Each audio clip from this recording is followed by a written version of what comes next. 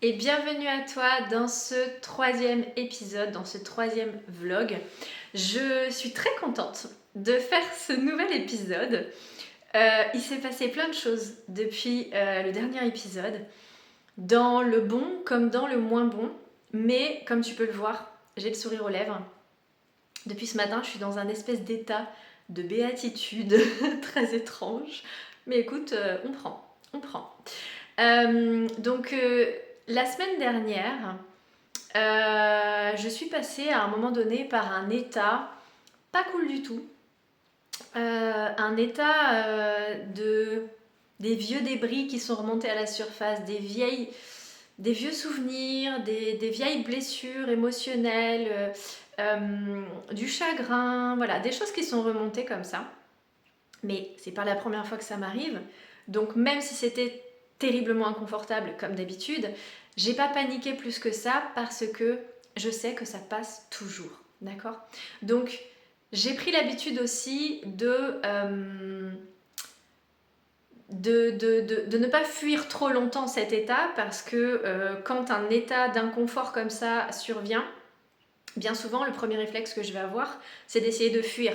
C'est de scroller un peu plus que d'habitude, c'est de m'occuper l'esprit en fait pour ne pas vouloir plonger dans ce sentiment parce que il n'est pas agréable quoi. Et donc j'ai eu un moment où, comment dire, j'essayais de me faire croire à moi-même que j'étais détachée par rapport à quelque chose en particulier. Et le fait est que Dieu m'a montré que en fait je n'étais pas détachée. Mais ça a été très inconfortable de m'apercevoir de ça parce qu'en fait c'est incroyable comment on peut se mentir à soi-même et on peut se mentir mais genre très très bien quoi. On peut se faire croire des histoires et y croire mais avec fermeté quoi. Jusqu'à ce qu'on se rende compte qu'en fait non, on se racontait des histoires. Et donc, j'ai été confrontée à une espèce de déception parce que je m'attendais à quelque chose de particulier un certain jour et il ne s'est rien passé, en apparence en tout cas. Et donc, il y a une partie de moi qui s'est sentie un peu trahie et désabusée et ça a fait remonter plein de choses parce que voilà, les réflexions qu'il y a eu dans mon esprit à ce moment-là, c'était de me dire, après tout ce que je fais comme effort, mais qu'est-ce que je peux faire de plus? Et qu'est-ce que je dois faire? Et machin, pour que ça s'arrange, pour que ça accélère, pour que ça se manifeste, etc., etc. Et c'est assez inconfortable d'être mis face à cette bouderie, en fait. J'ai boudé comme un bébé. J'ai boudé comme un bébé à qui on refuse un énième chocolat à l'heure du goûter. Tu vois ce que je veux dire? C'est, je m'attendais à recevoir une surprise, à recevoir un chocolat, à recevoir un gâteau, un bonbon, quelque chose à ce moment-là. Je ne l'ai pas reçu, mais je me suis monté la tête toute seule. Et du coup, j'étais déçue et du coup j'ai boudé. Et je voulais pas reconnaître à quel point j'étais attachée à ça et à quel point j'ai été ingrate sur le moment. Et donc, dans un moment une poussée d'ego, j'ai prié Dieu en lui disant mais qu'est-ce que je peux faire pour recevoir plus vite mon cadeau en gros? Qu'est-ce que je peux faire pour accélérer les choses? J'ai envie d'être active, j'en peux plus d'attendre, j'en peux plus de ne pas le voir dans ma réalité, j'en peux plus, j'en ai marre. J'ai assez fait preuve de patience ces derniers mois, j'ai fait tout ce que tu m'as dit, Seigneur, je suis obéissante, je suis sage, je fais tout ce que tu me dis, même quand j'ai la trouille, j'y vais quand même, etc. Et j'ai commencé à rentrer en négociation avec Jésus. Et donc, quand j'ai demandé qu'est-ce que je peux faire de plus, je veux être active, j'ai entendu très clairement jeûne 3 jours. Et là, je me suis mise à pleurer et j'étais pas contente. J'étais en colère. C'est comme, tu vois, c'est comme, j'ai cette image de, c'est comme un enfant qui demande un morceau de chocolat et son père, il lui dit, bah non, c'est pas l'heure, on va manger bientôt, etc. Et l'enfant, il dit mais qu'est-ce que je peux faire pour avoir ce morceau de chocolat? Et le père il lui dit bah t'as qu'à aller ranger ta chambre, alors que sa chambre comment dire, c'est un taudis, tu vois, il sait qu'il en a pour des jours, c'est un enfer, rien que d'imaginer ranger sa chambre, c'est un enfer. Donc l'enfant il est pas content. Bah, c'est exactement dans l'état dans lequel j'étais, tu vois. Et je me suis dit bon ok, allez c'est pas grave. Je me mets en mode soldat, je me mets en mode guerrière, je vais faire ce jeûne. J'ai pris la décision de faire le jeûne dès le moment où j'ai entendu le truc, quoi. Quelques instants plus tard, je me suis dit, ok, je commence maintenant, c'est parti. Et du coup, j'ai aussi eu l'impulsion de faire un live et de m'engager publiquement de faire ce jeûne de 3 jours et du coup de parler du jeûne, etc. Parce que j'avais déjà fait un jeûne il y a quelques mois. C'était le premier jeûne que je faisais. J'avais tenu 40 heures et c'était un exploit pour moi parce que j'ai tendance à faire des malaises d'hypoglycémie, des malaises vagos, et puis que j'aime trop manger et voilà, bref. Donc c'était un exploit pour moi de tenir 40 heures. Et donc, je m'étais dit, tiens, je recommencerai l'expérience et la prochaine fois, ce sera sûrement plus facile et j'aimerais vraiment atteindre le jeûne de 3 jours parce que je sais que scientifiquement, je suis très intéressée par la science et par les neurosciences et la guérison, le pouvoir de l'esprit sur le corps au niveau de la guérison, etc. etc. Donc, j'adore en fait me renseigner là-dessus. Et je sais, c'est prouvé que un jeûne de 3 jours peut avoir des bénéfices mais incroyables sur le corps. Le corps entre dans une phase de régénération vraiment très très puissante, quoi. Au niveau physiologique, au niveau biologique, hormonal, etc., etc. Donc là, je me dis, bon, bah, allez go, c'est l'occasion. Donc, je fais ce live et tout, et je commence le jeûne. Donc, j'avais mangé la veille au soir, j'avais mangé une soupe de légumes que j'avais fait maison, sans féculents dedans. J'avais mangé une compote sans sucre et 2 carrés de chocolat au lait. Et je crois que c'est tout. Et le lendemain matin, j'ai bu ma petite ricorée, comme tous les matins, ma petite ricorée sans sucre, sans lait, donc nature. Et donc, après ma ricorée, j'entends Dieu me dire, fais un jeûne de 3 jours. Donc je me dis, bon ok, c'est parti. Donc je fais ce jeûne, je tiens toute la journée et en fait, très vite, dans l'après-midi déjà, j'ai été prise d'une fatigue. J'ai dormi, je sais pas, peut-être 3 heures dans l'après-midi, mais comme si je n'avais plus aucune énergie déjà en fait. Donc certes, j'avais pas mangé beaucoup, le matin j'avais rien mangé, la veille j'avais pas mangé beaucoup, mais je m'attendais pas à être aussi épuisée. Donc je me suis dit, bon, fais attention aussi à ton esprit parce que il peut te jouer des tours.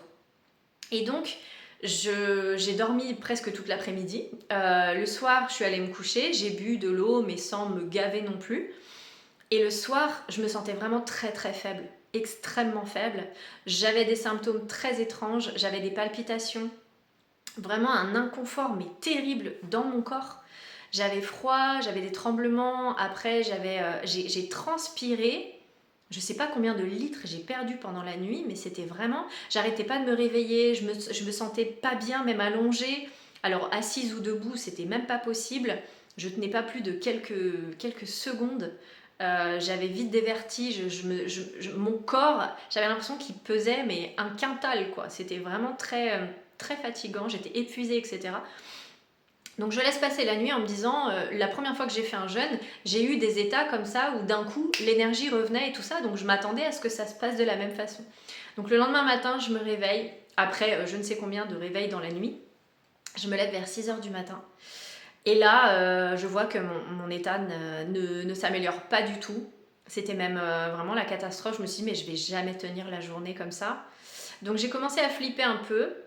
Et j'ai demandé à ChatGPT, je lui ai dit mes symptômes, et en fait il m'a dit... Alors, je fais très attention à ChatGPT parce que pendant un moment je l'ai beaucoup utilisé. Ensuite je l'ai complètement désinstallé, etc. Et maintenant ça m'arrive de l'utiliser, mais vraiment de façon très sporadique. Et toujours en gardant mon discernement parce que j'ai pas trop confiance non plus là-dedans. Donc, je demande à ChatGPT, j'étais tellement faible, je lui écris voilà, mes symptômes et tout ça, et là sa réponse est catégorique, il me dit non, là c'est dangereux, Il faut que tu arrêtes tout de suite, il faut que tu rompes ton jeûne. Là, tu es dans un état d'hypoglycémie déjà avancé. De ce que tu me décris, c'est dangereux. Et donc je dis oui, ok, bon, mais peut-être que ça va passer d'ici 1 heure ou 2. Et en fait, il me dit non, là, ce que tu fais, c'est dangereux parce que vu les symptômes que tu me décris, ton corps, il est en état de choc. La transpiration extrême, etc., les palpitations et tout ça, il me dit, ton corps, il est en état de choc et ton état, il peut s'aggraver d'un coup. Et il me dit, si tu es toute seule chez toi, danger. C'est dangereux là. Donc il m'a dit non, moi je te conseille vraiment de rompre ton jeûne maintenant. Donc au début j'ai un peu lutté et puis après je me suis dit non, franchement c'est pas sérieux. Et en plus dans le live que j'avais fait la veille sur le jeûne, je disais je fais pas un jeûne pour me punir ou pour faire une performance, je le fais par amour pour moi, pour mon corps et pour le Seigneur. Et le Seigneur ne veut jamais qu'on se fasse du mal en fait, d'accord? Donc c'était cohérent pour moi finalement à ce moment-là de dire ok j'arrête, je romps le jeûne. Et j'avais prévenu en plus dans le live que j'irais peut-être pas au bout des 3 jours et que c'était pas grave en fait. Donc, mais ça me donnait une occasion de retenter l'expérience et de parler du jeûne surtout à des gens qui pourraient avoir envie de se lancer mais qui comme moi avaient peur de se lancer ou se pensaient pas capables, etc. etc. Donc je romps le jeûne et assez rapidement mon état s'améliore. Et suite à ça, je suis quand même un peu sur les fesses en train de me dire mais attends, mais pourquoi Dieu m'a demandé de faire un jeûne de 3 jours si je ne suis pas capable d'aller jusqu'au bout? Pourquoi faire ça en fait? Et donc là j'ai eu ces messages d'un enfant qui arrive sur son lieu de vacances avec sa famille, avec ses parents. Et le petit garçon, il veut accélérer les choses, il veut aller plus vite, il veut aller à la piscine. Il veut aider son père à sortir les valises. Sauf que les valises, elles sont trop lourdes. Et son père finit par lui laisser prendre une valise pour qu'il puisse s'apercevoir que la valise est trop lourde pour lui. Et donc, l'enfant va comprendre où sont ses limites. Et l'enfant va comprendre que c'est pas contre lui si on va pas tout de suite à la piscine, c'est parce qu'il y a des choses qui doivent être faites avant et ça ne dépend pas de lui. Tu comprends l'image? Donc moi, je voulais jeûner en pensant que ça allait accélérer les choses parce que j'étais pressée de recevoir mon cadeau et que je trépignais, etc. Et que j'ai insisté auprès de mon père là-haut pour lui dire bon allez vas-y, qu'est-ce que je peux faire pour accélérer le truc? Je suis trop pressée quoi. Ben voilà, il m'a mis face à mes limites et il m'a fait comprendre que je pouvais rien faire de plus en fait. Je n'avais rien à faire de plus. Les choses étaient en train de se dérouler comme elles doivent se dérouler et ça ne dépend pas de moi. Et ça c'est quelque chose que j'avais besoin encore une fois. J'avais besoin de recevoir encore une fois cette leçon parce que ceux qui me connaissent savent que j'ai tendance à être beaucoup dans le contrôle, beaucoup... ouais, je sais pas, même j'étais très rigide, très dans le contrôle.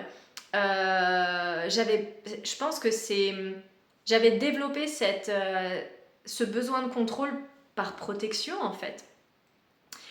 Parce que j'avais le sentiment que si je faisais pas les choses par moi-même, bah il se passait rien. J'avais le sentiment que je pouvais pas compter sur les gens. J'avais le sentiment que... Et puis moi je suis quelqu'un qui aime quand ça va vite. Je suis quelqu'un de rapide. On m'a souvent fait la réflexion des anciens patrons que j'avais eus, etc. Moi, quand j'ai de la clarté, je sais où je veux aller, je sais comment y aller et je suis rapide. Dans mon travail, je sais aller vite, etc. Et j'étais quelqu'un qui avait besoin aussi d'apprendre la patience. Parce que, encore une fois, j'avais tendance à tout faire vite. Mais en faisant tout vite, on passe aussi à côté de l'essence de ce qu'on vit. Parce qu'on est dans la précipitation. Et ça, c'était parce que j'étais en mode survie, en fait. J'étais en mode survie depuis tellement d'années que j'avais perdu la capacité à être présente, à être dans le lâcher-prise, à faire confiance au processus, en fait. C'est vraiment quelque chose que Dieu m'a permis, un peu par la force, d'explorer parce que il a vraiment bloqué beaucoup de choses dans ma vie. peu importe les efforts que je faisais, peu importe à quel point je travaillais, peu importe à quel point j'étais disciplinée, etc., il y a un moment donné, plus rien ne bougeait. C'était à devenir dingue. Mais à chaque fois que je m'en plaignais à Dieu, il me disait, ça fait partie du plan, t'inquiète. Tout se déroule comme il faut. Et moi j'étais là, mais je comprends pas, pourquoi ça bouge pas, pourquoi ça n'avance pas. Je comprends ce que tu me dis, j'entends. Et en fait, c'est que non seulement il me disait, tout va bien, tout se passe exactement comme il se doit, je gère, tout va bien. Mais en plus, il me faisait ressentir un sentiment de paix en me disant ça, que j'avais du mal à garder dans mon cœur parce que mon esprit et mon ancienne identité revenaient à la charge en disant non mais il faut qu'on fasse quelque chose, il faut qu'on fasse quelque chose, il faut que je fasse bouger les choses, il faut que je trouve des solutions par moi-même, il faut que, en essayant de contourner le plan encore et encore. Sauf que Dieu m'a aussi fait une belle leçon, c'est que il y a quelques mois j'ai voulu contourner la leçon, j'ai pas obéi quand il m'a dit de ne pas faire quelque chose. J'en ai payé les conséquences sévèrement. Et encore une fois, c'est pas de la cruauté, c'est comme l'enfant qui désobéit au papa. On lui dit de ne pas prendre la valise parce qu'elle est trop lourde pour lui, qu'il va se blesser, qu'il va tomber dans les escaliers s'il essaie de porter cette valise. L'enfant il désobéit, qu'est-ce qu'il fait ? Il se mange les escaliers quoi.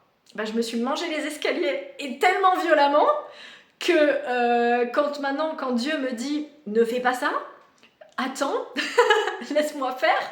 Ok, bon d'accord, cette fois je vais écouter parce que j'ai encore des cicatrices quoi, tu vois.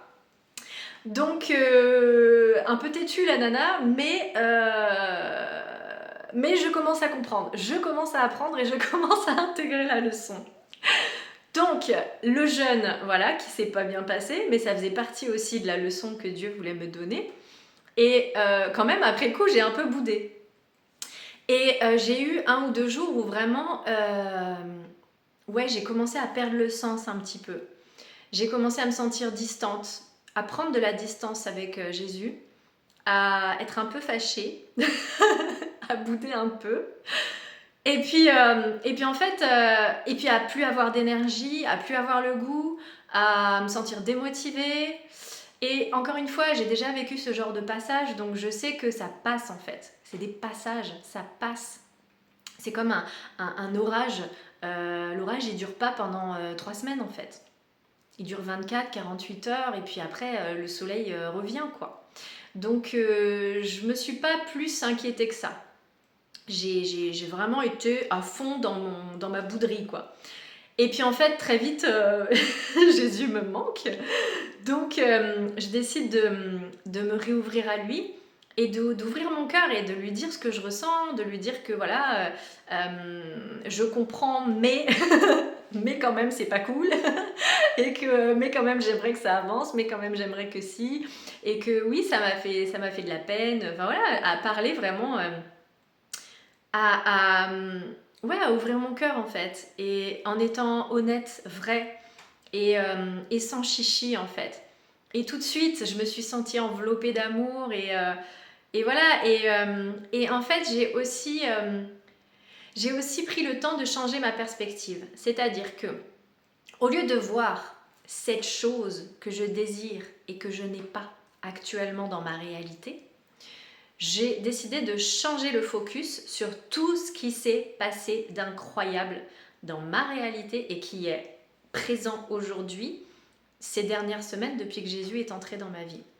Et donc dans l'épisode précédent, j'ai parlé notamment qu'il m'a aidé à me libérer d'une addiction, mais il n'y a pas que ça en fait.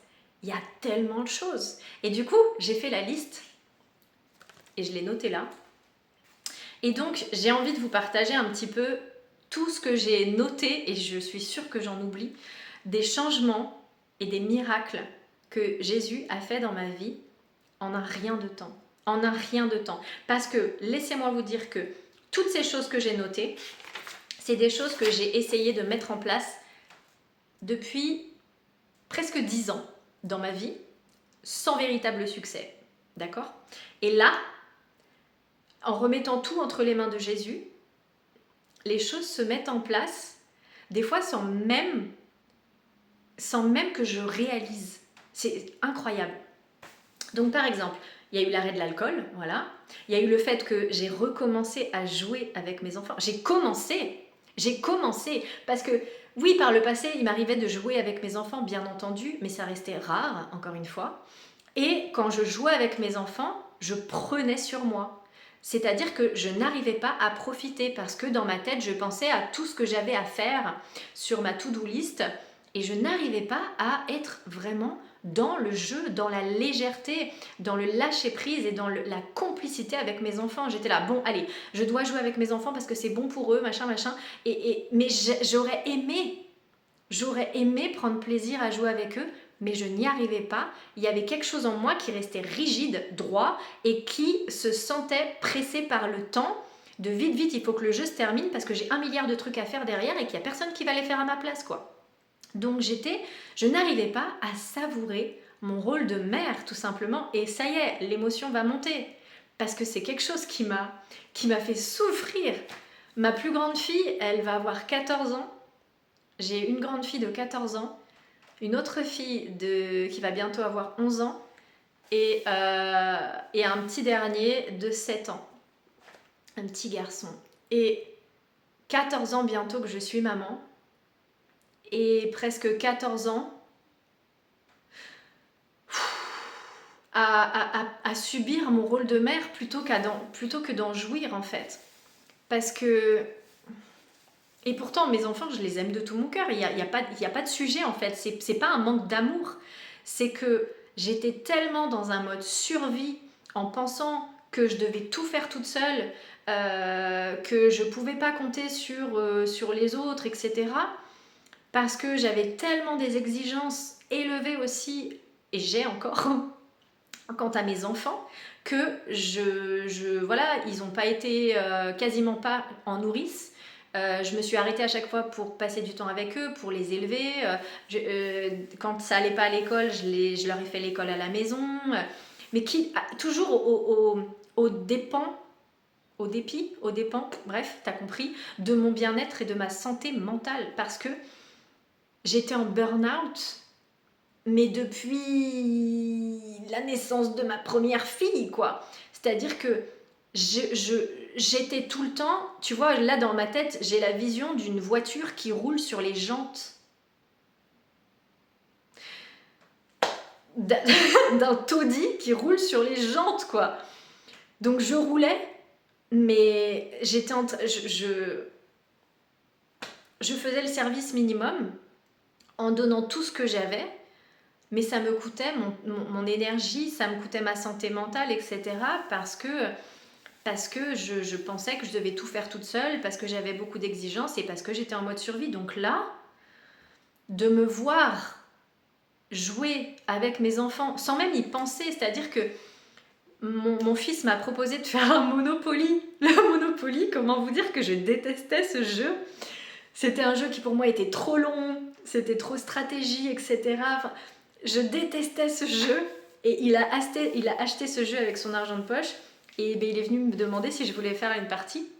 Et pendant des années, je refusais de faire des nouveaux jeux qui étaient trop compliqués parce que rien que de lire une notice, c'était trop de charge mentale pour moi. Tu comprends? Enfin, c'est pour te dire à quel point ça allait loin, quoi. À quel point j'étais en vrac, vraiment.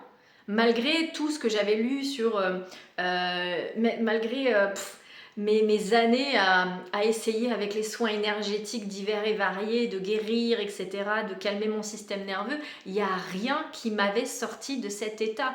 Il y avait une petite amélioration par-ci par-là, mais j'étais jamais vraiment sortie de cet état de survie. Et les moments de jeu vraiment où je suis pleinement à fond dans le jeu, dans la joie, dans la complicité avec mes enfants, ils étaient mais rarissimes.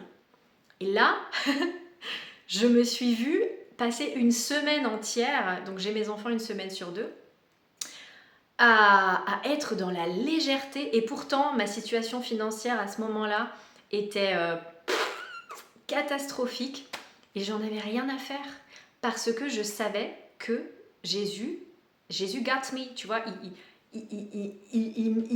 comment dire, j'arrive pas à le dire en français, mais il prend soin de moi en fait.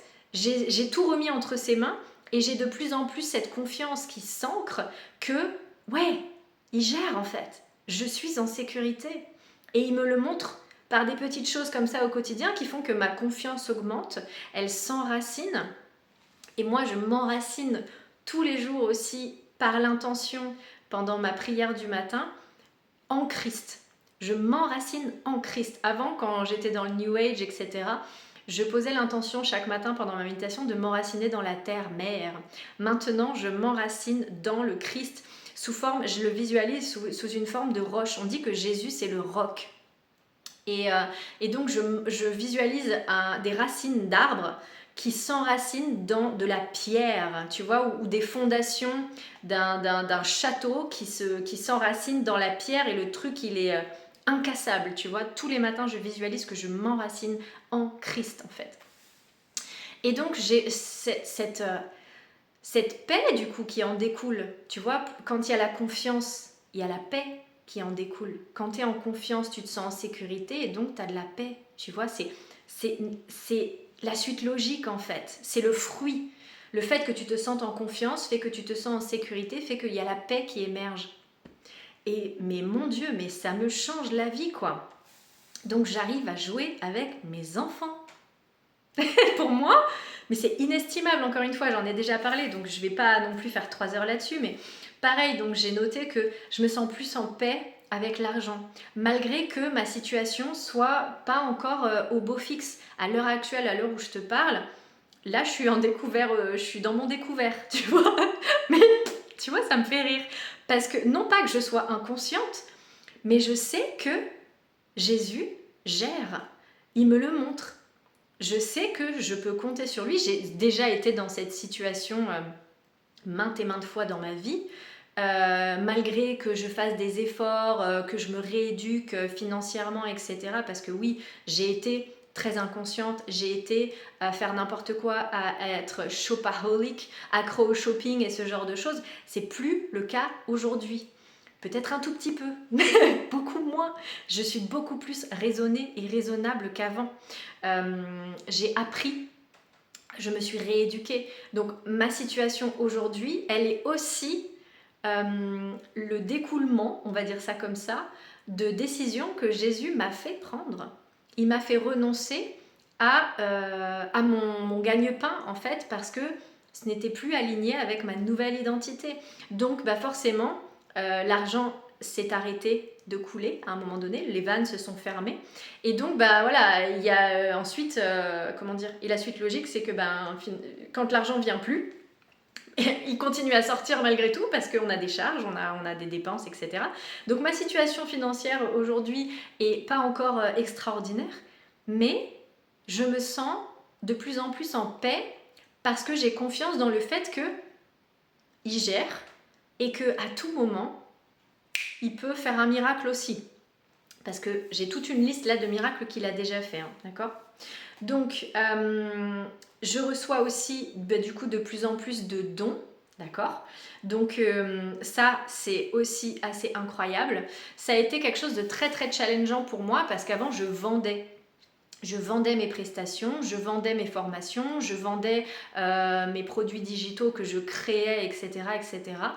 Et ça faisait un moment, il y a des années déjà, j'avais entendu une femme que j'aimais beaucoup à l'époque qui, en gros, à un moment donné, elle gagnait tellement d'argent qu'elle avait décidé de mettre toutes ses ressources gratuites.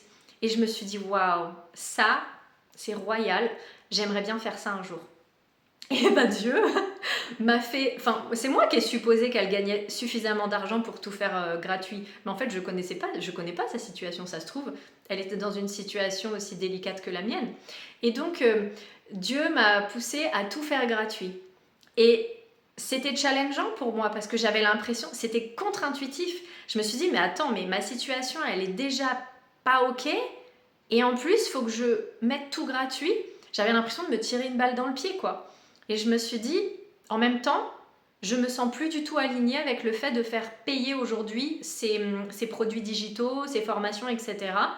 Donc, allons-y. Allons-y. Et ensuite, ma situation donc devenait de plus en plus compliquée.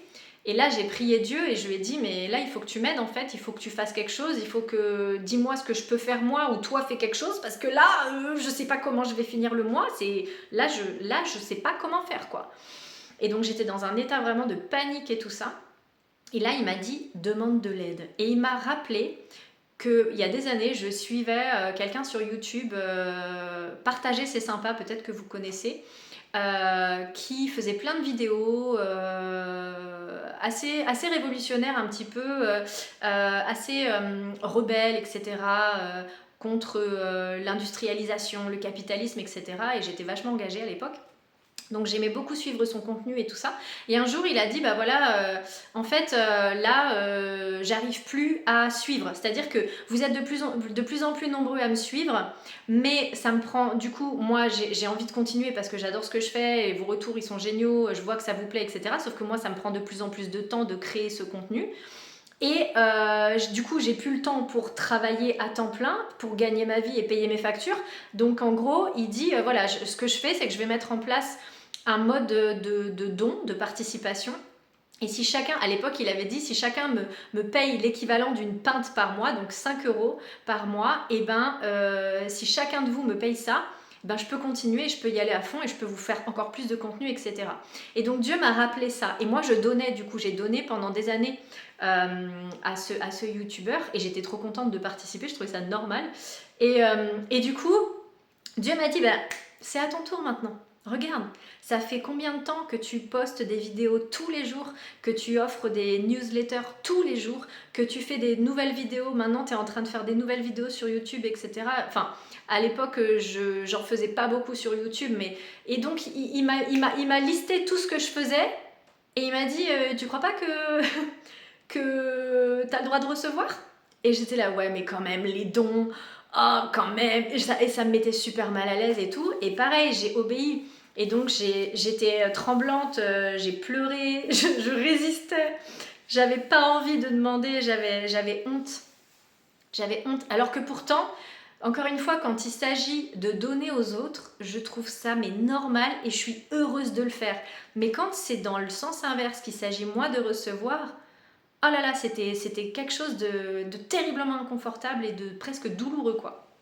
Mais donc, j'ai mis en place ces dons et donc, via PayPal, j'ai eu pas mal de personnes qui ont commencé à donner. Donc, ça m'a permis de finir le mois, ça m'a permis d'avoir un peu d'argent qui rentre et de pouvoir gérer les factures et d'acheter à manger, littéralement. Donc, voilà. Et ensuite, j'avais fait sur PayPal. Et un jour, j'ai reçu plusieurs fois des personnes qui me demandaient oui, mais moi j'aime pas PayPal, mais je voudrais te faire un don, est-ce que c'est possible de faire un virement, etc. Et donc, au début, je disais bah non, non, tant pis, c'est pas grave et tout ça. Et puis un jour, je sais pas, il y a une personne encore une fois qui m'a demandé ça. Et là, je me suis mise à chercher une solution et en fait, j'ai trouvé. Et en fait, maintenant, les personnes qui souhaitent donner peuvent me faire des dons en payant par carte bleue. Il y a plusieurs modes de paiement. Il y a Banque Contact, il y a iDeal, il y a PayPal, enfin voilà, il y a par Stripe, enfin voilà. Et donc, j'ai pu mettre ça en place et donc j'ai commencé à recevoir un peu plus de dons aussi. Donc pareil, ça m'a permis de voir que Jésus ne m'a pas abandonnée et qu'il m'aide à trouver des solutions, etc. Et recevoir ces dons, ça me permet aujourd'hui de survivre. Ça me permet de survivre. Donc, c'était aussi un miracle en fait. Donc, faire tout gratuit, je l'ai déjà dit, j'y pensais mais j'osais pas, ça y est, c'est fait. J'ai aussi changé mon rapport à la nourriture, beaucoup. J'avais un rapport à la nourriture qui était très compulsif, mais ça, j'en ai déjà parlé aussi. Et donc... voilà, j'étais très gourmande aussi, j'avais tendance, dès que j'avais un coup de stress ou ce genre de choses, d'aller piocher dans le placard et tout ça. Et aujourd'hui, j'ai beaucoup plus de maîtrise par rapport à ça, sans que ce soit un combat. C'est-à-dire que avant, j'avais des périodes où j'arrivais à lutter contre la tentation, pareil pour l'alcool, etc. Mais ça me coûtait tellement d'efforts, alors que aujourd'hui, je peux avoir l'envie qui pointe son nez, Et puis, je peux très bien dire, bah non, mais en fait, non. Je vais pas aller chercher un bout de chocolat, là maintenant, c'est pas l'heure, quoi. Et voilà, en fait, beaucoup plus de maîtrise par rapport à ça. Aussi, je ne cours plus après une relation, même si je désire fortement me marier. J'ai un rêve de petite fille qui est de me marier, et j'ai vraiment une vision de l'amour qui est idéale, voilà. Et j'ai ce rêve depuis toujours, comme dans les contes de fées. Et depuis que j'ai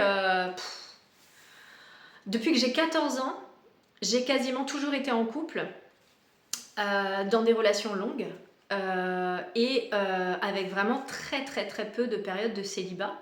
Et là, ben, ça va faire 10 mois que je suis célibataire, et je suis pas là à chercher à ce qu'on me choisisse, à chercher qu'on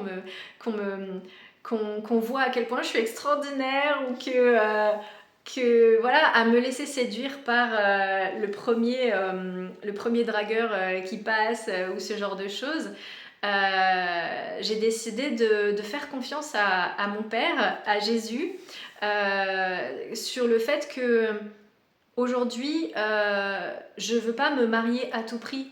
Je me marierai si et seulement si je rencontre une personne qui est autant amoureuse de Jésus que moi, et qui est envoyée par Dieu, en fait, par le Seigneur, quoi. Sinon, je resterai célibataire toute ma vie, non pas que j'en ai envie, mais je préfère ça plutôt que de me remettre en couple et que cette relation me coûte ma paix, ma santé mentale, ma confiance en moi, mon bien-être, mon équilibre, etc., etc., parce que c'était le cas, en fait.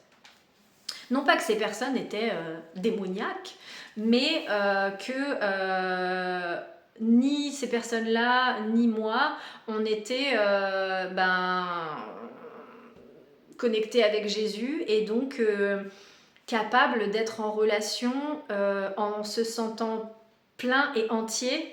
Au contraire, on rentrait dans ces relations en cherchant à combler un vide, un manque, et bah forcément c'est toxique, en fait.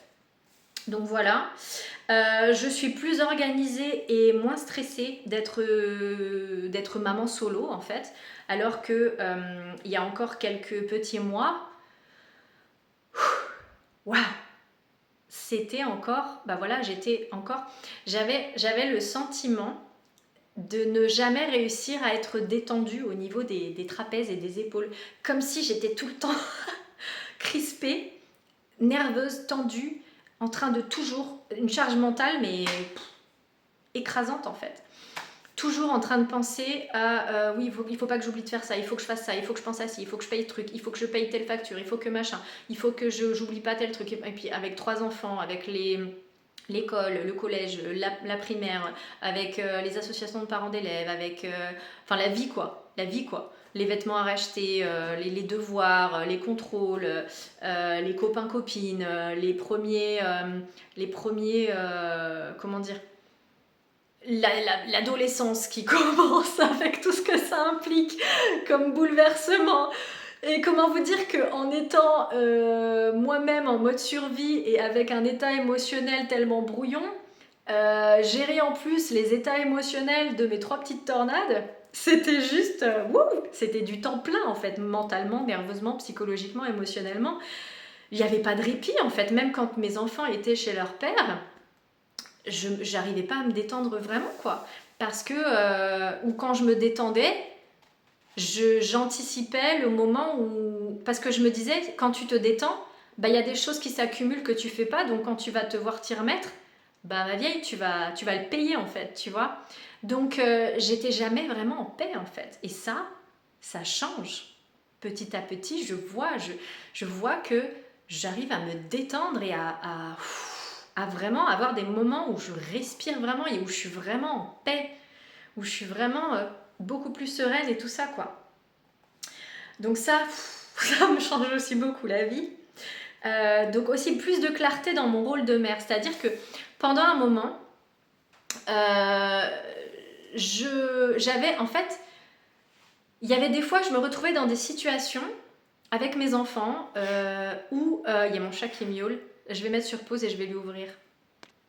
Voilà, je lui ai ouvert la fenêtre parce que sinon il nous aurait harcelés. Donc, il y avait des moments où je me retrouvais dans des situations avec mes enfants où je cherchais je me demandais vraiment qu'est-ce qui est juste dans cette situation.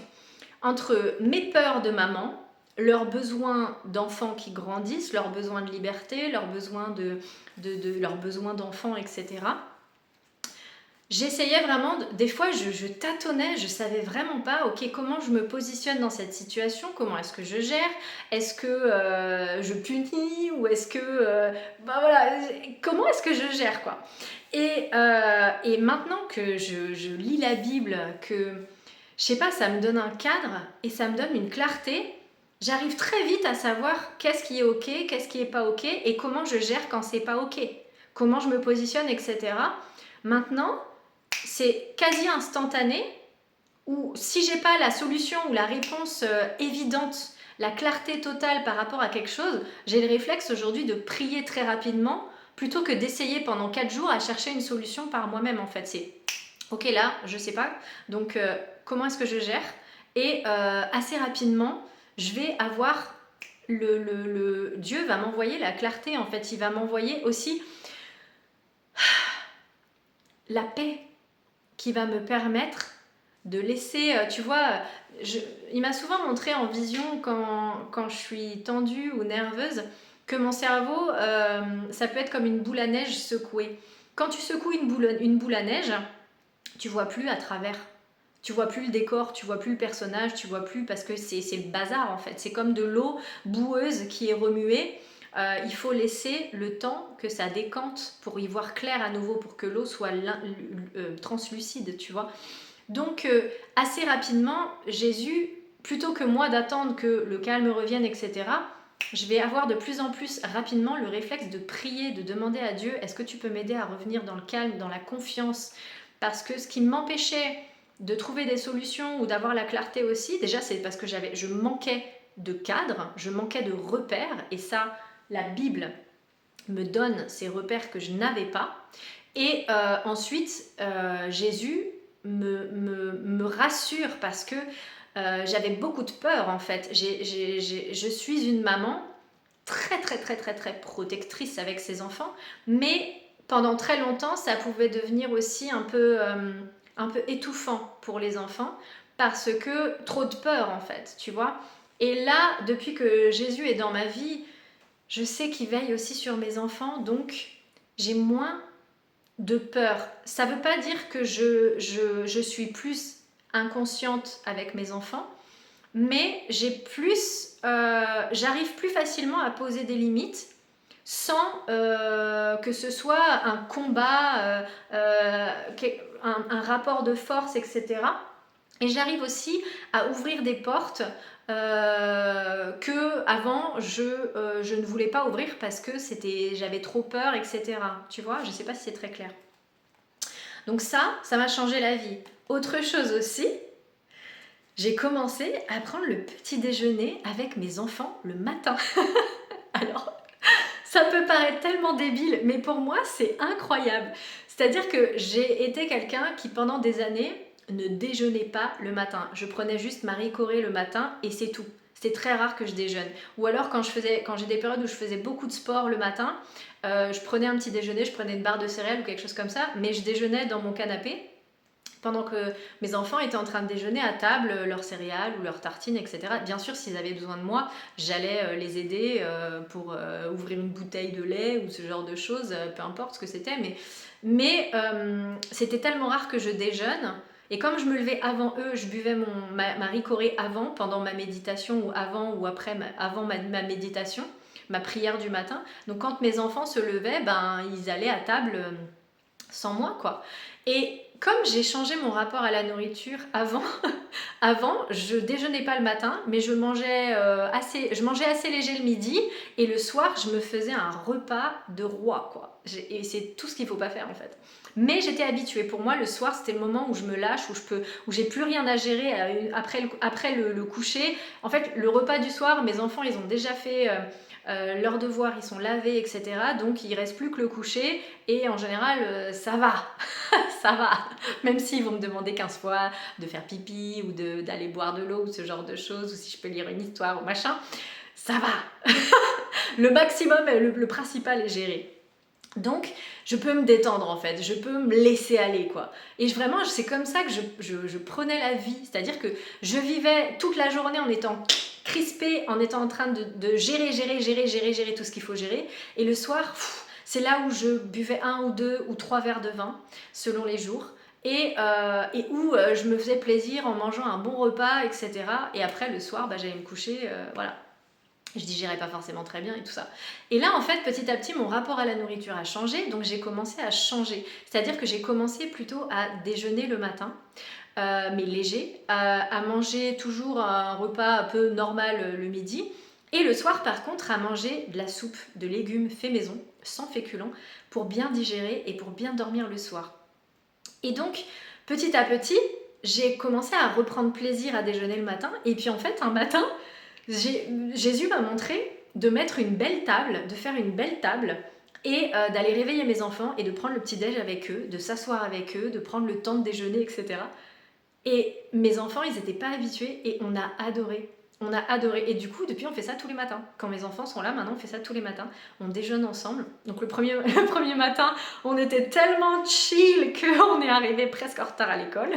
J'ai pas du tout fait attention au temps. Je me suis vraiment laissée...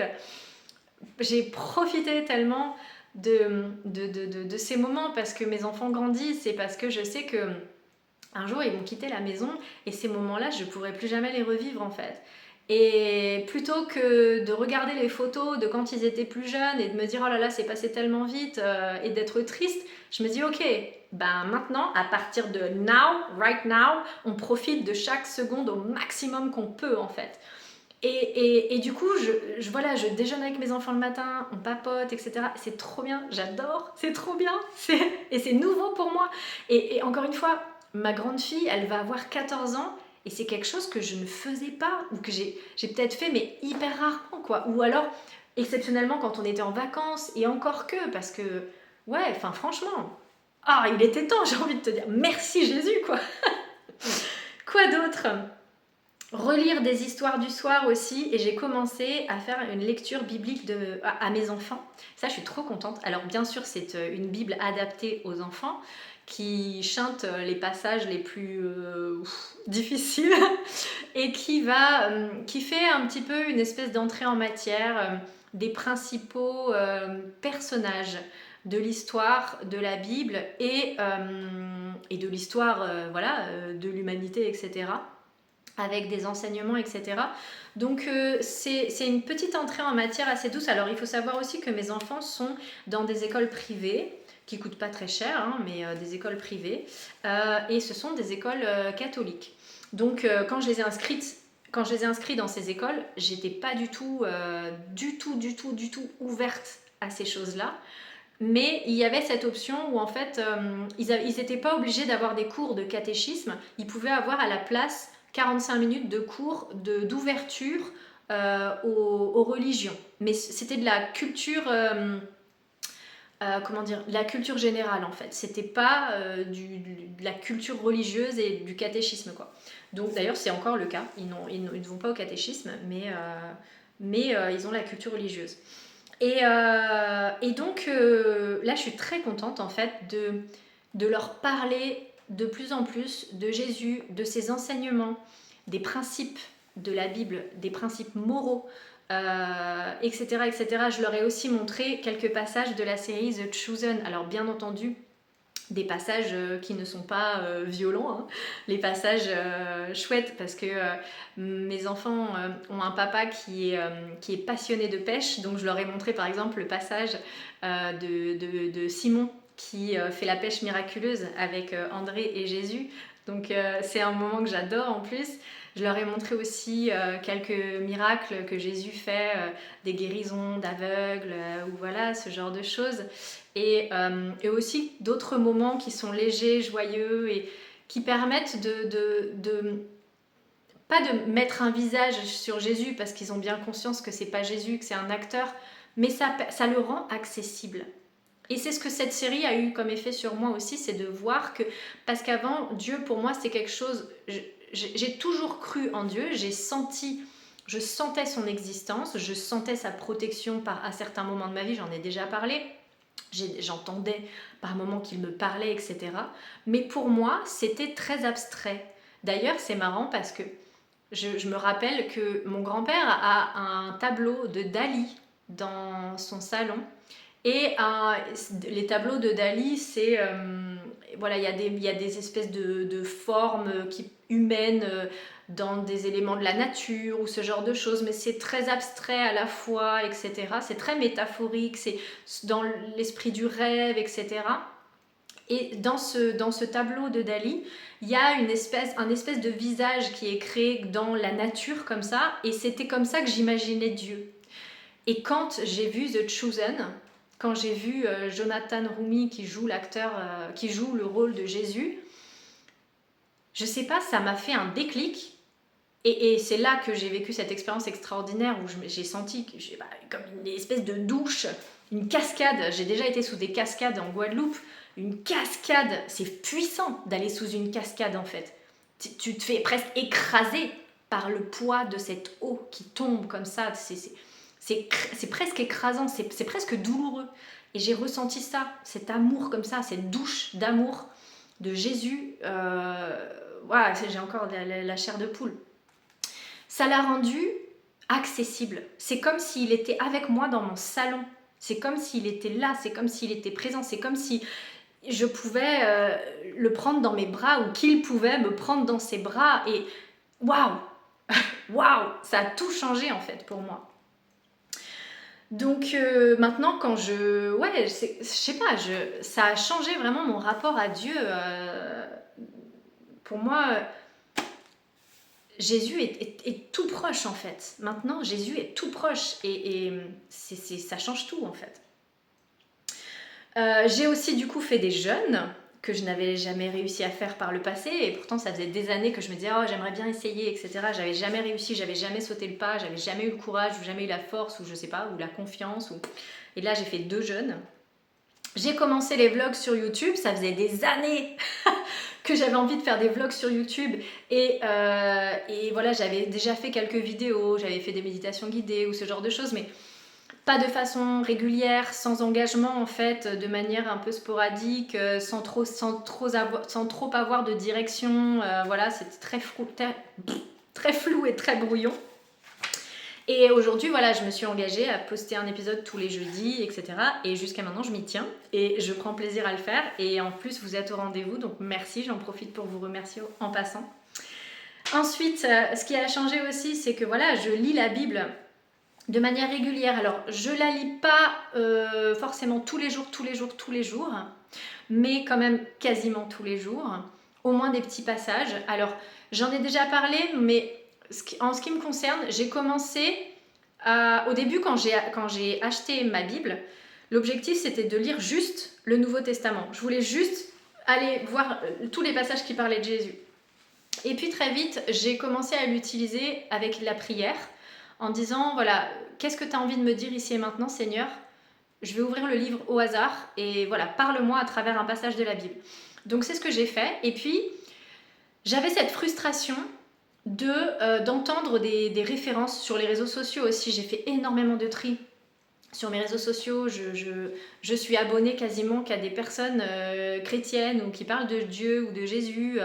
Donc il y a beaucoup de personnes qui font des références à la Bible, à des passages, à des personnages bibliques, etc. Et j'avais cette frustration de pas savoir qui était, ou d'avoir déjà entendu parler, mais de pas connaître l'histoire véritablement. Donc tu vois, je me sentais comme...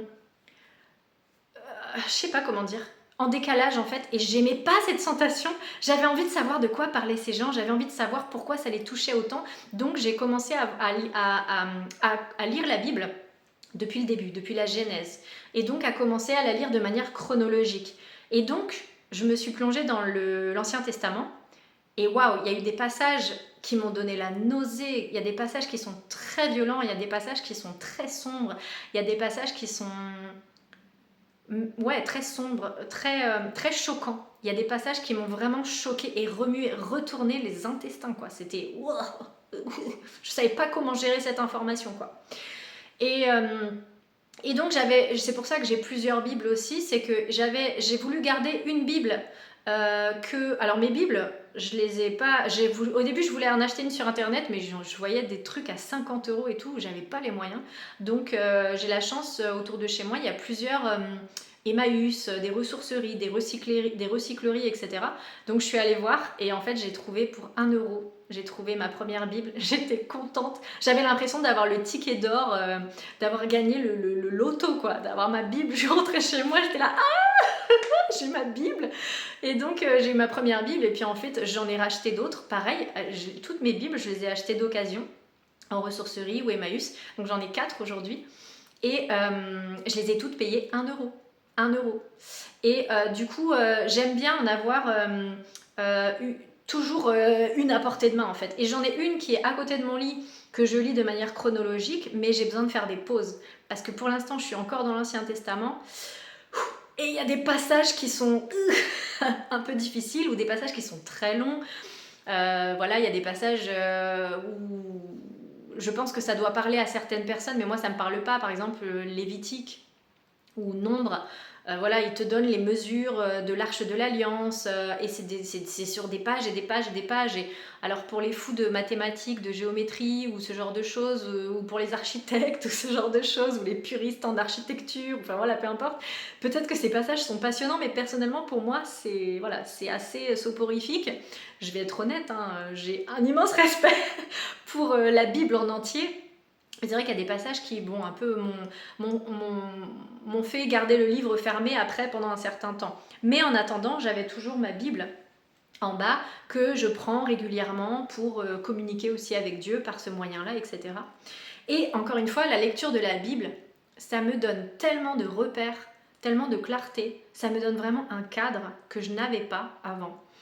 Et parce que je ne voulais pas de cadre aussi pendant des années, j'étais une petite rebelle, faut le dire, j'étais une petite rebelle. J'étais un peu une anarchiste, mais pacifique, voilà, plutôt. Bon, fallait pas m'embêter. Dès que je vois une injustice, je peux me transformer un petit peu en dragon. Mais voilà, les fruits du Saint-Esprit sont aussi la maîtrise de soi.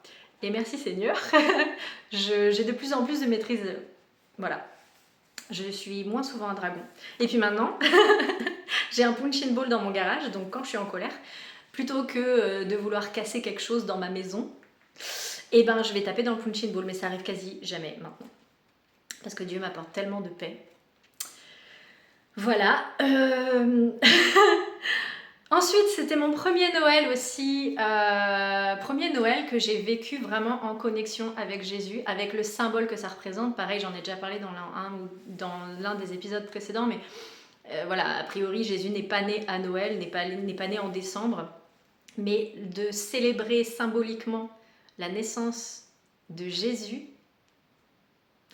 ça a été magique pour moi cette année. J'ai adoré.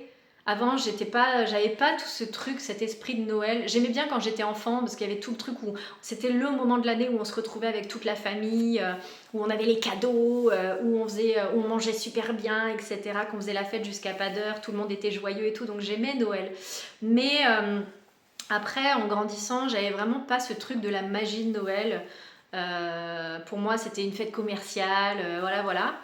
Et cette année, j'ai vécu Noël avec tellement d'émotions, j'ai des frissons encore, de célébrer la naissance de Jésus, la lumière du monde. Enfin, c'était vraiment magnifique pour moi cette année. J'ai adoré faire le sapin avec mes enfants, j'ai acheté ma première crèche. On a fait la crèche avec les enfants, je leur ai parlé de Jésus, on a fait une petite cérémonie où voilà, on avait pris un grand bocal où on mettait des petits post-it avec des gratitudes tout au long de l'année. Donc on s'est posé un matin en pyjama, on a pris le pot, chacun prenait des petits papiers et on lisait les gratitudes des uns et des autres en disant voilà, j'étais trop contente quand tonton est venu à la maison, j'ai été trop contente quand on est parti en vacances, machin, machin. Des petites gratitudes comme ça et on a vraiment partagé ce moment en famille avec les enfants, c'était très beau. Et on a aussi chacun rédigé une lettre de remerciement personnel à Jésus et aussi en lui faisant des nouvelles prières, voilà, pour l'année à venir et tout ça.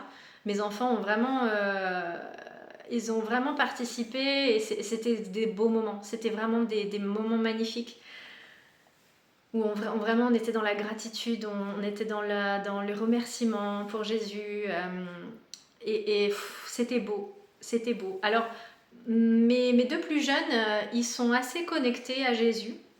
Ma plus grande, c'est marrant, on voit qu'elle a besoin de... Comme je ne l'ai pas du tout élevée, j'ai pas élevé mes enfants dans cette culture religieuse, etc.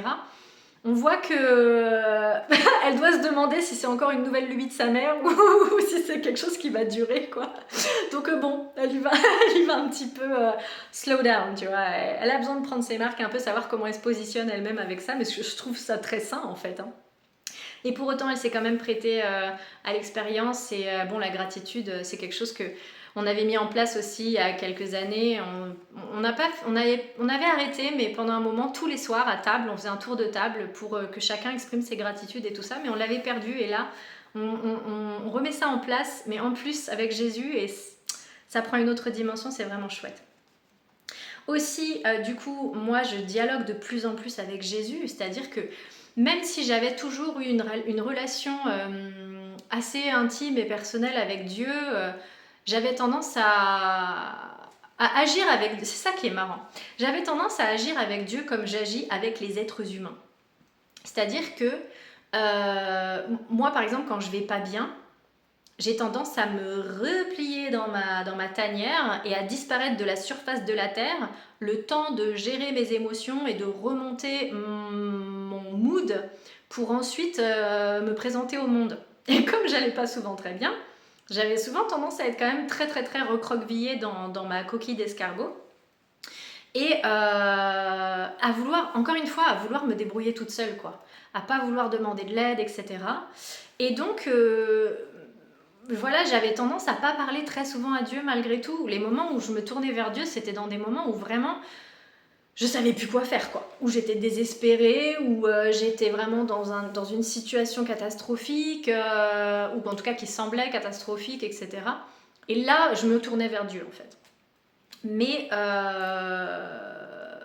c'était quand j'avais peur ou ce genre de choses, vraiment, que je me tournais vers Dieu. Alors que maintenant, je lui parle tout le temps. Je lui parle tout le temps. Je lui parle du matin au soir, en fait. Je lui parle intérieurement, je parle à haute voix, je chante. Tout ce que j'écoute comme musique, ce ne sont plus que des musiques chrétiennes maintenant. J'écoute beaucoup de musique américaine, notamment. Les chanteurs américains, les chanteurs chrétiens américains. Je suis fan de Forrest Frank, Josiah Quinn, et puis d'autres voilà, que j'écoute sans me lasser depuis des mois maintenant. Et je parle à Dieu, mais ouais, du matin au soir. Le matin, quand j'ouvre les yeux, je dis merci à Dieu, je lui parle. Ensuite, je vais faire ma méditation, je vais lui parler pendant une demi-heure, et puis je vais écouter aussi. Je vais pas que blablater, c'est-à-dire que je vais aussi avoir ces temps de silence où je vais écouter, où je vais faire l'espace. Des fois, je sais même pas ce que je dois faire dans la journée. Alors qu'avant, tu vois, il fallait tout le temps que je meuble. Si je faisais rien, il fallait que je m'occupe, il fallait que j'aille scroller ou ce genre de choses. Maintenant, j'ai de plus en plus ces moments, j'en avais déjà avant, mais ces moments de vide, mais qui ne sont pas vides en fait, parce que c'est des moments où je me rends disponible pour entendre ce que Dieu veut me dire aussi. Et souvent, bah, bim, ça va débloquer, ça va me donner une inspiration, ça va me donner du réconfort, ça va me donner une solution, ça va... Voilà. Ou ça va me donner une espèce de prophétie, où il va m'annoncer des choses, etc. Donc, ouais, je parle à Dieu du matin au soir.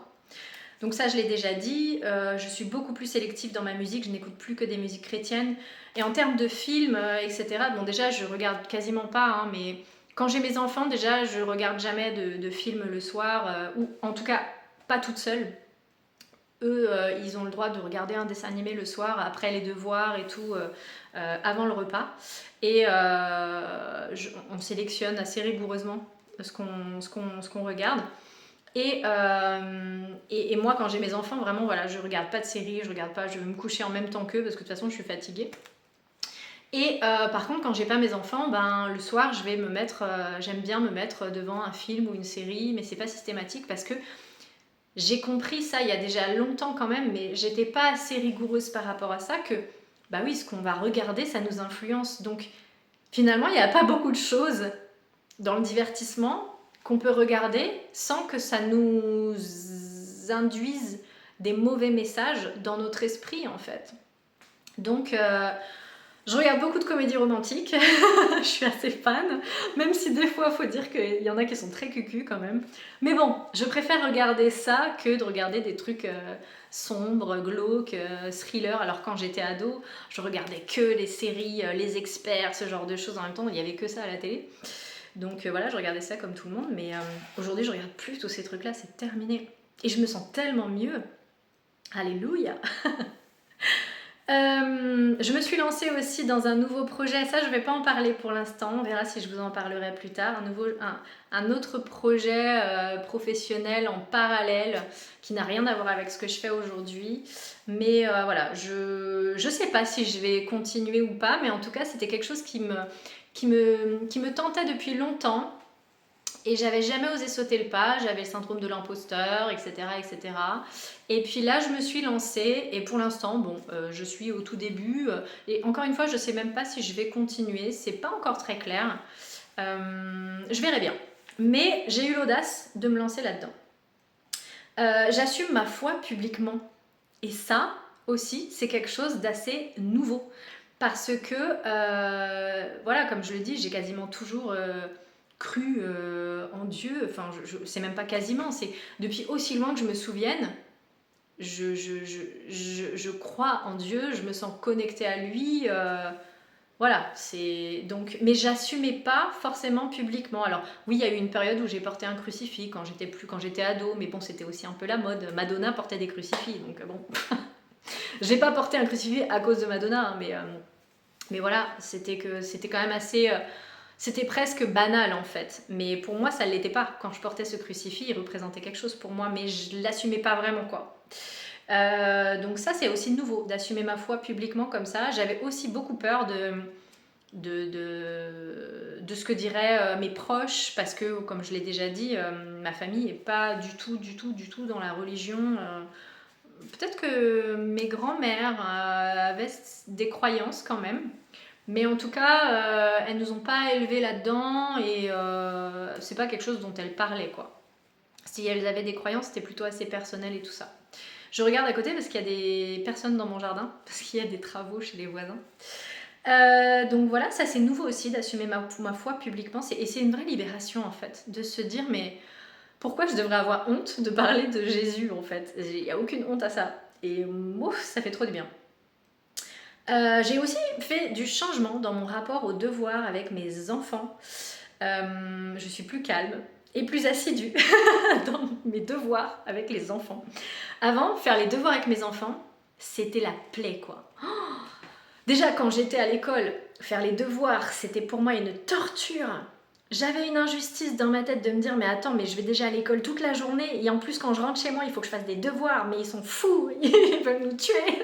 C'était horrible pour moi, déjà que j'aimais pas l'école, mais alors en plus les devoirs, enfin c'était vraiment oh là là, c'était horrible. Et donc quand mes enfants sont allés à l'école et qu'il a fallu commencer à faire les devoirs, mais je faisais les devoirs dans cette même énergie de putain, ça m'énerve, pardon pour le gros mot, mais c'était allez vas-y, on fait comme ça, après on passe à autre chose et tout, ça me gonfle quoi. Et le pire, c'est que mes enfants, ils avaient cette même, bah voilà, les chiens font pas des chats, c'est qu'ils avaient ce côté rebelle aussi, ils sont pas ultra fans de l'école, mais maintenant ça va.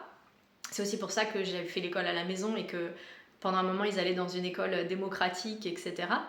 Parce que je voulais pas les forcer à vivre la même scolarité que moi, parce que vraiment pour moi, j'ai vraiment fait une phase notamment de grosse dépression quand je suis entrée au lycée. Moi je voulais vraiment aller dans des filières artistiques, voilà, métiers d'art, ce genre de choses. Et comme j'avais un dossier pourri, mes profs, ils m'avaient toujours dit y a du potentiel, Sarah est intelligente, mais en fait, elle s'est trop reposée sur ses acquis. Et du coup, ben, les notes, elles ont baissé. Et puis ben, maintenant, voilà quoi. Donc, ils m'encourageaient à reprendre le travail pour remonter mes notes. Mais moi, à cette époque-là, j'avais qu'une seule idée en tête, c'était arrêter l'école, emménager avec mon petit copain de l'époque et puis commencer ma vie d'adulte. Bon, bref, je rentrerai pas dans le détail par rapport à ça, mais bon. Quelle mauvaise décision j'ai pris à ce moment-là. J'avais mis toute ma vie sur une personne et cette personne, au moment de rentrer dans la vie d'adulte, elle m'a larguée, voilà, comme une vieille chaussette. Heureusement pour le coup, parce que voilà, j'aurais pas été heureuse avec cette personne de toute façon, mais comme quoi, il faut pas fonder des plans sur une personne en particulier, parce que mauvais choix. Non, pas mauvais choix, parce que aujourd'hui, voilà, l'enchaînement des choses font que, voilà, je sais que la situation est parfaite aujourd'hui, mais du coup, j'enseigne à mes enfants de ne pas faire ce genre d'erreur, quoi.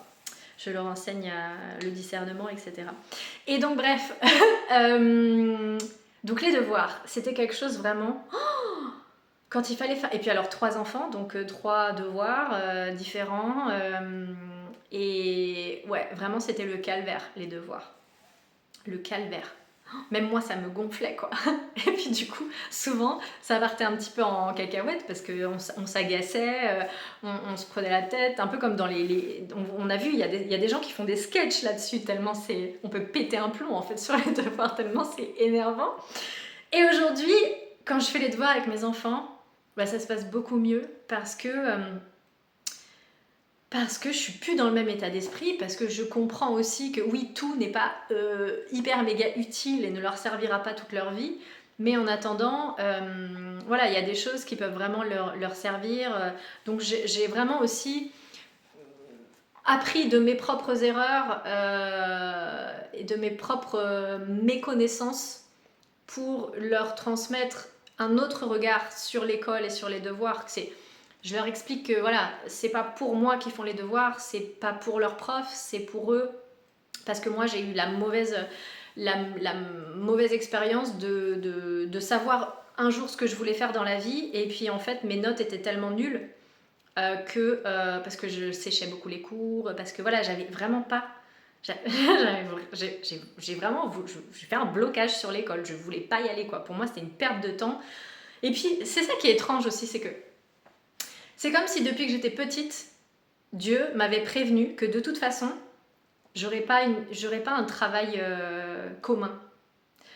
Donc, pour moi, je me disais, bah, à quoi ça sert que j'aille chercher un diplôme ou que je fasse une filière générale comme mes parents me poussaient à faire, etc. Oui, les profs, ils disaient, oui, elle a le niveau, elle peut faire des études, et patati et patata. Mais pour moi, en fait, Jésus m'avait déjà dit, de toute façon, tu seras en gros indépendante, tu seras ton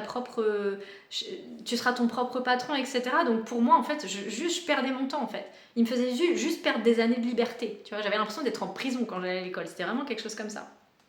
Et là, aujourd'hui, je vois les choses vraiment différemment aussi par rapport à mes enfants et je leur transmets d'autres valeurs et tout ça. Donc maintenant, quand on fait les devoirs, et c'est assez récent, c'est que je vais pas bâcler, en fait. C'est que... Et puis du coup, comme moi je suis dans une autre énergie, bah, ça se passe beaucoup mieux, etc. Et en fait, on prend plaisir à faire les devoirs, majoritairement maintenant. Tout ça, c'est des choses qui sont arrivées récemment, là. Alors que ça faisait des années que je me battais avec ça, hein, personnellement, moi toute seule. Moi tout seul, comme disent les enfants. Mais c'est tellement mieux de marcher avec Jésus. Enfin, franchement, c'est... Quoi d'autre ? Ouais, alors ça, c'est la phrase qui m'a fait pleurer pendant, je sais pas, 20-30 minutes, il y a pas longtemps. De m'entendre penser et de réaliser que je suis en train de devenir la maman que j'ai toujours rêvé d'être pour mes enfants. Waouh, ça, c'est assez ouf. C'est assez ouf. Donc j'ai aussi fait du tri dans mes livres. Alors c'est marrant, dernièrement, j'ai un élan de faire du tri. J'ai viré toute une bibliothèque. J'avais plein de livres de développement personnel, d'ésotérisme, j'avais plein de livres sur la numérologie, tout un tas de choses. J'ai tout balancé. Je sentais que j'avais plus envie d'avoir ça chez moi, en fait. parce que voilà, bon, moi, j'en ai déjà parlé, hein, mais voilà, pour moi, Jésus, ma Bible, ça me suffit. Bon, j'ai encore gardé quand même quelques livres, hein. Et j'ai de plus en plus de jeux de société aussi qui commencent à... Il y en a d'autres dans les chambres, mais voilà. Donc j'ai viré des livres pour mettre des jeux de société, pour jouer avec mes enfants. Et du coup, j'ai enlevé une étagère. J'ai, là, hier ou avant-hier, j'ai complètement changé tous les meubles de ma cuisine de place. J'ai tout réorganisé. J'ai l'impression d'avoir une nouvelle maison. C'est trop bien. Et en fait, ça va faire 4 ans, je crois, que je suis dans cette maison. Et ça faisait 4 ans que la cuisine ne me plaisait pas telle qu'elle était. Mais j'avais jamais eu l'énergie ou l'inspiration de faire autrement. Donc je me contentais de ce que j'avais tout en n'étant pas contente finalement. Et là, j'ai commencé à voir plein de choses que je voulais changer dans ma maison, mais pas d'une façon compulsive, tu vois, comme quand tu vas faire du shopping vite pour calmer une tension, en gros, tu vois ce que je veux dire. Là, je sens que j'ai besoin de changement parce que ça ne me correspond plus. Et donc, je fais le changement, mais joyeusement, pas genre oh là là, j'en peux vraiment plus, faut que ça change. C'est bon, allez, on va réorganiser là. Et en fait, je suis trop contente. Dès que je rentre dans ma cuisine, j'ai le sourire et tout, je suis trop contente, c'est n'importe quoi. Comme quoi, il en faut peu pour être heureux. Quoi d'autre? Oui, il y a eu aussi beaucoup de changements dans mon rapport à la sexualité. Aujourd'hui, pour moi, la sexualité, c'est vraiment uniquement, je vois ça vraiment uniquement dans le cadre du mariage. Pour moi, c'est tellement sacré, c'est tellement précieux, c'est tellement intime, c'est tellement un cadeau que, voilà, pour moi, je préfère encore une fois l'abstinence plutôt que avoir des relations d'un soir, ou même me mettre en couple avec quelqu'un pour me mettre en couple, j'en sais rien, mais non, en fait, mon rapport à la sexualité a beaucoup changé. Alors, je m'étais formée au tantra, j'avais eu toute une période, vraiment, j'avais fait même des photos, des photos nues et tout ça. Alors, pas dans le cadre, c'était pas dans le cadre, comment dire, boudoir, sexy, etc. C'était vraiment c'était dans une démarche thérapeutique de réappropriation de mon corps après avoir vécu voilà, des abus, des attouchements, tentatives de viol, etc., etc.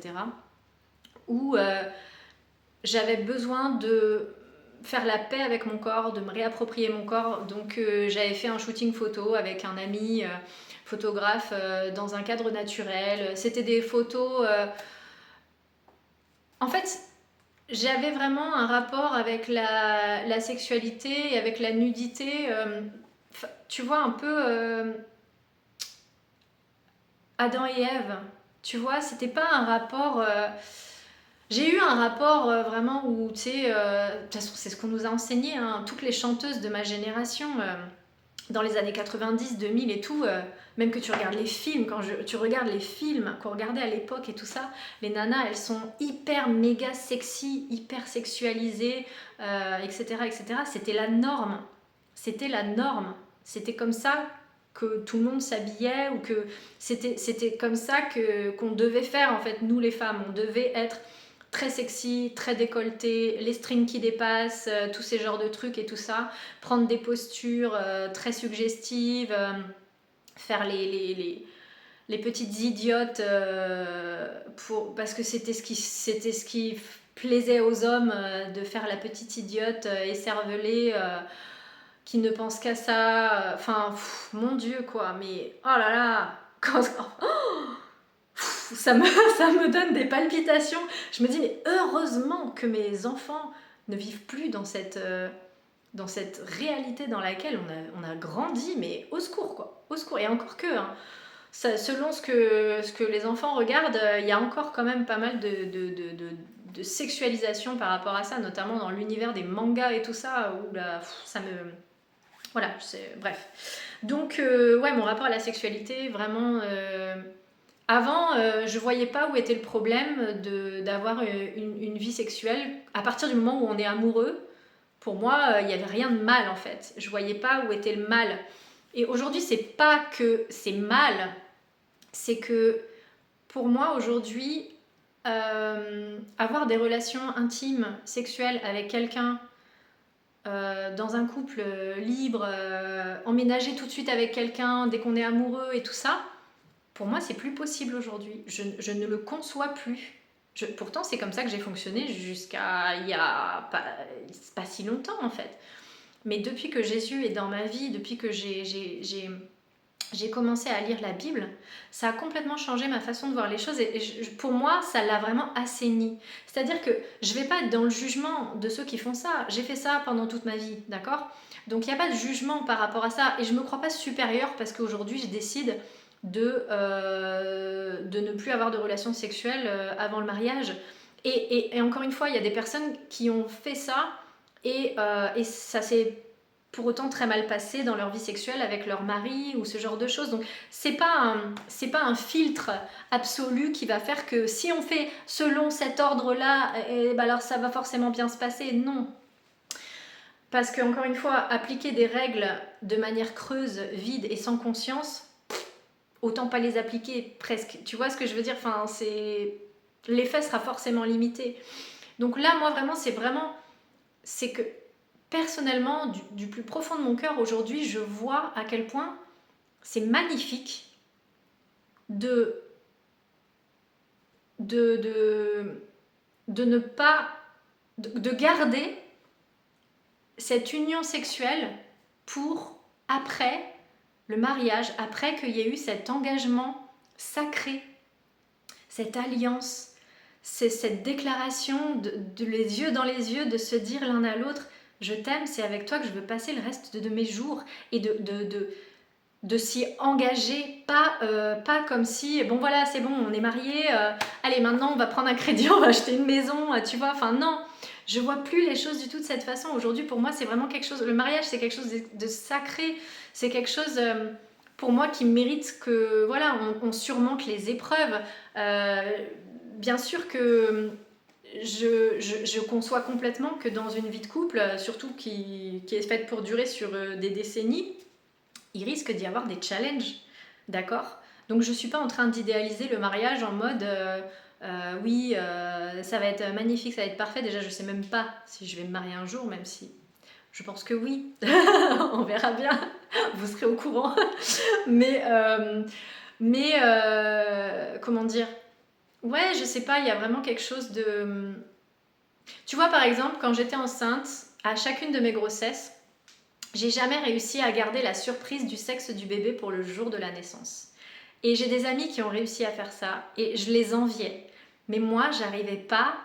Je me disais, mais c'est pas possible, je ne suis pas capable de ne pas connaître le sexe de mon enfant parce que j'avais qu'une seule hâte, c'était de commencer à acheter les affaires, etc., à trouver le prénom et tout ça et tout ça. J'étais tellement impatiente dans la vie. Et voilà, ça m'a gâché aussi, je pense. Du coup, je n'ai jamais connu l'expérience de découvrir le sexe de mon enfant à la naissance. J'y pense et je me dis, mais ça doit être tellement incroyable, ça doit être tellement magique en fait. Et donc, il y a aussi ce côté de me dire, aujourd'hui, j'ai envie de m'offrir le cadeau. Et puis aussi par amour pour moi, par amour pour mon futur mari, que je ne connais pas encore. Je sais pas qui c'est, mais bon. De me dire, j'ai pas envie d'avoir des relations d'un soir, et j'ai même pas envie de gâcher le cadeau que c'est de s'unir vraiment physiquement aussi, sexuellement aussi, pour la première fois, après s'être dit oui pour la vie, quoi. Je sais pas, je trouve que c'est tellement beau. Enfin, ouais, je trouve ça magnifique. Bref. Et ça, c'est pareil, ça a changé récemment, en fait. C'est avec Jésus, quoi. Donc, oui, j'ai noté ça aussi, c'est très drôle. Je prends plus soin de ma voiture également. Et de ma maison aussi, mais vraiment, pour moi, ma voiture... C'était je l'appelais mon petit taudis. C'est pas ma petite Audi, c'est mon petit taudis. Sous-entendu, ma poubelle sur roue, quoi. Parce que c'est une voiture que ma mère m'a donnée. parce que sa mère lui avait donné une voiture, donc elle avait 2 voitures et moi elle m'a donné cette voiture-là, donc c'est une voiture que ma mère m'avait donnée et c'est une voiture, ma mère en prenait super soin, mais elle s'était fait casser les 2 rétroviseurs par des jeunes qui avaient cassé tous les rétroviseurs de toutes les voitures de la rue. Et donc les rétroviseurs étaient scotchés quand j'ai eu la voiture, mais ça ne me dérangeait pas. Enfin, je ne suis pas du tout matérialiste. J'aime les belles choses, j'aime les matières nobles, j'aime le bois, j'aime les pierres précieuses. Pendant un moment, je collectionnais les pierres semi-précieuses, etc. J'aime la beauté, j'aime les belles choses, mais par exemple, je ne comprends pas qu'on puisse dépenser 30 000 euros dans un sac à main. Ça me dépasse complètement. Et je vais pas juger, hein. Peut-être qu'un jour je serai richissime et qu'un jour on m'offrira un sac à main à 30 000 euros ou dollars, j'en sais rien, et que j'adorerais ce sac, j'en sais rien, tu vois. Mais c'est vrai que pour l'instant c'est quelque chose qui me dépasse. Et j'ai été en couple avec un homme, enfin un garçon, à l'époque c'était un garçon, qui était fan de tuning et ce genre de choses. C'est quelque chose qui me dépasse complètement, quoi. Tout ce qui est extra bling bling, m'as-tu vu, ce genre de choses. J'aime l'élégance, je trouve ça, il y a quelque chose de pur dans le luxe des matières nobles, etc. Ça, c'est quelque chose qui me touche. Quand je suis allée en Italie, voilà, le marbre partout, les sculptures, les dorures, les moulures, tout ça, c'est quelque chose, oui, je trouve ça magnifique. Vraiment, je vais pas dire le contraire, ça me touche, je trouve ça très beau. Et voilà, la beauté, c'est quelque chose qui me plaît. Mais le bling bling, alors ça me fait niche, enfin vraiment, ça me touche pas, quoi. Je comprends pas en fait. Et donc ma voiture, je reviens à ma voiture. Donc ma voiture, c'était donc elle a aussi une portière qui est un peu abîmée, quoi.